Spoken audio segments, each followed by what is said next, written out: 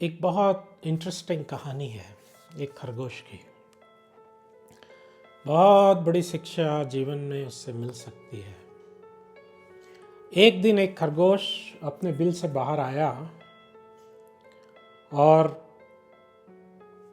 धूप में सेक रहा था। ठंडी ठंडी हवा चल रही थी, रिलैक्स हो रहा था। तब तक पीछे से एक लोमड़ी आई, दबे पांव और जाके दबोच लिया। अरे बड़ी भूख लगी हुई थी, चलो आज का लंच मिल गया। खरगोश ने कहा, मैडम जरा सुनिए, अभी मत खाइए। क्यों नहीं? मैं एक थीसिस लिख रहा हूँ और थोड़े दिन बचे हैं, थीसिस होने के बाद मेरे को खा लो। लोमड़ी को बहुत हंसी आई। बोले, खरगोश और थीसिस, वाह क्या बात है। अरे ये तो बताओ, थीसिस क्या चीज पे लिख रहे हो? उसने कहा, माता जी थीसिस लिख रहा हूं खरगोश की लोमड़ियों और भेड़ियों पे श्रेष्ठता से श्रेष्ठता। कहने का मतलब, जो खरगोश होते हैं वो भेड़िए और लोमड़ी से उच्च स्तर के होते हैं। उसे बहुत जोर हंसी आई। कहा, मेरी पकड़ में हो और तुम मेरे से ही श्रेष्ठ बता रहे अपने आप को। बोला, ऐसा करिए, आपको विश्वास नहीं होता है, आप आके पढ़ लीजिए। नहीं पसंद आए, नहीं आपको विश्वास हो तो मेरे को खा लेना। उसने भी सोचा, चलो चलते हैं, क्या फ़र्क पड़ता, 10 मिनट लंच आज लेट हो जाए, क्या फ़र्क पड़ेगा। वो उसके बिल में उसके साथ गई लोमड़ी और बस फिर बाहर नहीं आई। वैसे ही थोड़े दिन बाद फिर वो निकला। धूप अच्छी थी तो धूप सेकने निकला। खरगोश निकला तो फिर से एक भेड़िया आ गया पीछे दबे पांव, और भेड़िया आकर उसने धर दबोच कर उसने कहा कि मेरे को लंच मिल गया है, आज तो बड़ा ब्रेकफास्ट मिल गया, सुबह से भूखा हूँ। तो वो कहता है, सर जी जरा अभी पहले मत खाइए आप मेरे को। बोला, क्यों ना खाऊं? कहता है कि सर जी मैं एक थीसिस लिख रहा हूँ और वो बस अब 5-7 दिन में कंप्लीट होने वाली है। कंप्लीट होने के बाद आप खा लेना। तो जब उसने ये कहा तो उसे बड़ी जोर से हंसी आई। उसने कहा, अच्छा तो तुम लोग खरगोश भी थीसिस लिखने लगे, वाह क्या बात है, तो तुम पीएचडी बनोगे फिर 5-7 साल? बोला, जी सर जी पीएचडी बनूंगा। तो बोला, अच्छा ये बताओ कि तुम्हारी थीसिस का नाम क्या है? उसने कहा कि खरगोशों की भेड़ियों से श्रेष्ठता। उसे और भी और तेज हंसी आई। कहा कि मैं खाना तो मेरे को पसंद है, लेकिन ये पता नहीं था इतने पागल हो, ये खाना हमारा इतना पागल होगा। उसने कहा, सर देखिए, आपको विश्वास नहीं हो रहा, आप आके देख लो।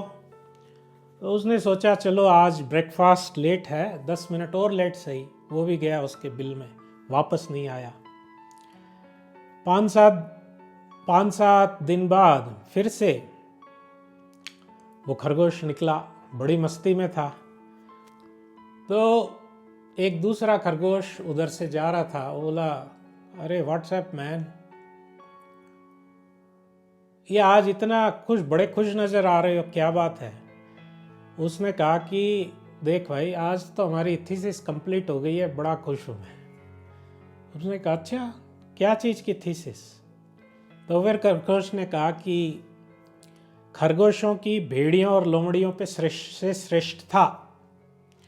superiority of foxes and wolves over the superiority of rabbits over the foxes and wolves। तो उसने कहा, ये तो कुछ तुम्हारी थीसिस समझ में नहीं आई, ये क्या थीसिस करी तुमने? उसने कहा, नहीं समझ में आई तो चलो तुम भी पढ़ लो। उसने कहा, वाह साउंड्स इंटरेस्टिंग, चलो भाई। जब वो आया है उसके बिल में तो खरगोश क्या देखता है? खरगोश देखता है कि जैसे एक स्टूडेंट का कमरा होता है, किताबें बिखरी पड़ी है, पेपर बिखरे पड़े हैं, पेन्स इधर पड़े हैं, एक कंप्यूटर इधर पड़ा है कॉर्नर में टूटा फूटा, और एक कॉर्नर में भेड़ियों की और लोमड़ियों की हड्डियां पड़ी हैं कॉर्नर में, और कमरे के बीचों बीच एक मोटा ताजा तगड़ा शेर चद्दर तान के सो रहा है। तो उसके उसकी समझ में आया ये थीसिस। तो इस कहानी का मतलब क्या होता है, एक बात समझ नहीं है कि हमारे थीसिस की टाइटल क्या है उससे कोई मतलब नहीं है, फर्क नहीं पड़ता, सब्जेक्ट से भी चलो फर्क नहीं पड़ता है, और क्या रिसर्च कर रहे हो उसको भी मारो गोली आप टाइम बिंग के लिए, लेकिन सबसे ज्यादा फर्क पड़ता है आपका कि आपका एडवाइजर कौन है। तो वैसे ही हमारे जीवन में हमारे एडवाइजर कौन है, हम किसकी राय पे जीवन यापन कर रहे हैं, जीवन चला रहे हैं। एडवाइस किससे लेते हैं? जिन्हें हम आदर्श मानते हैं, जिनसे हमारी दोस्ती है, उससे हम एडवाइस, उसकी राय लेते हैं, उससे शिक्षा लेते हैं। तो हमारे जीवन में adviser, show me your company and I will tell you who you are, अंग्रेजी में कहते हैं कि जैसा रंग वैसा संग, जैसा संग वैसा रंग। तो हमें क्या है कि हमारा जो संग है वो सही रखना है, हमारी शिक्षा, हमारी जिससे हम शिक्षा ले रहे हैं, राय ले रहे हैं, जिसके पद चिन्हों पे चल रहे, पथ पे चल रहे हैं, वो हमें सही कैरेक्टर चूज करने हैं। तो ये हमारे एक इंडिविजुअल, एक हमारे व्यक्तिगत रूप से और सामूहिक रूप से ये बात दोनों के लिए सत्य है, जैसे समाज के लिए, हमारे लिए या राष्ट्र के लिए। आज प्रॉब्लम क्या हो गया है कि हम जो है, हम आदर्श, हमने एक सेलिब्रिटीज कल्चर को एक आदर्श मान लिया है। सेलिब्रिटी कल्चर में कौन कौन आ जाते हैं? रॉक स्टार्स आ जाते, सिनेमा स्टार्स आ जाते हैं, स्पोर्ट्स स्टार्स आ जाते हैं, सोशल मॉडल्स हैं वो आ जाते हैं, वो हमारे रोल मॉडल्स बन जाते हैं, और मीडिया उनको सुबह से शाम तक ग्लोरीफाई करता है, और वो हम उनके आचार विचार को ले लेते हैं। छोटे छोटे बच्चे बच्चियाँ वही करते हैं जो टीवी में, सिनेमा में देखते हैं, इंटरनेट पे पढ़ते हैं, वही करते हैं बहुत। और वो जो हमारे आदर्श हैं, हमारे आइडियल्स हैं, हमारे जिनका हम एग्जाम्पल ले रहे हैं, उनका जीवन कैसा है? पूरी तरह से कृत्रिम और खाली, पूरी तरह से फ्रस्ट्रेटेड, और पूरी तरह से उनका जीवन जो है एकदम डिप्रेस्ड लाइफ होती है। इसकी वजह से बहुत सारे सेलिब्रिटीज सब कुछ होते हुए भी आत्महत्या कर लेते हैं। कितने सारे आपको उदाहरण मिल जाएंगे इनके, जिन्होंने आत्महत्या कर ली है। तो ऐसे लोगों के एग्जाम्पल्स को हम, उदाहरण को हम जीवन में ले रहे हैं। तो यही सबसे बड़ी आज की प्रॉब्लम है कि हमारे पास रोल मॉडल्स नहीं है। क्या तो करप्ट पॉलिटिशियंस हैं, क्या तो कैरेक्टरलेस स्टार्स हैं अपने। तो ये रोल मॉडल्स की वजह से कोई यद्यद आचरति श्रेष्ठस, गीता में कहते हैं, जैसा श्रेष्ठ करते हैं वैसे कॉमन मैन करता है। तो पहले की जो सोसाइटी थी, चाहे ईस्ट हो या वेस्ट हो, ईस्टर्न हेमिस्फेयर है या वेस्टर्न कंट्रीज हो, इनमें कुछ आइडियल कैरेक्टर्स थे जिनको लोग फॉलो करते थे। तो क्योंकि सही लोगों को फॉलो करने, सही फिलॉसफी फॉलो करने से हमारी लाइफ की फिलॉसफी सही रहती है। और अंग्रेजी में कहते हैं फिलॉसफी हैज कॉन्सिक्वेंसेस। फिलॉसफी का रिजल्ट, फिलॉसफी यही नहीं, हमारी मेंटल कॉन्सेप्ट है, फिलॉसफी का इम्पैक्ट होता है। जैसे कम्युनिज्म, नाजिज्म और बहुत सारी फिलॉसफीज आए, फ्रॉइडिज्म, इसका बहुत बड़ा दुनिया पे इम्पैक्ट हुआ है। तो हमारे वैदिक संस्कृति में बहुत बड़े बड़े आचार्य हुए, बहुत बड़े बड़े थिंकर्स हुए, श्रीपाद रामानुजाचार्य, मध्वाचार्य, शंकराचार्य, श्री चैतन्य, और वेस्टर्न वर्ल्ड में फिलोसोफर्स हुए, सोक्रेट्स, पाइथागोरस, बहुत सारे तरह के हुए।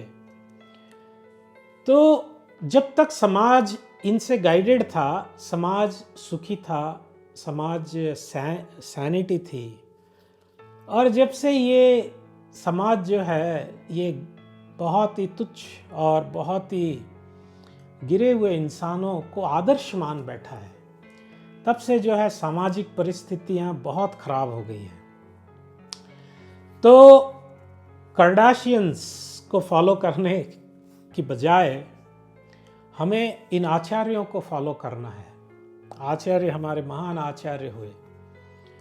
हमें ये जो फिल्मी मैगजीन है, सिने स्टार ये वगैरह, इसकी जगह अगर हम भगवद गीता पढ़ेंगे, कोई इतने सारे अच्छे लिटरेचर हैं।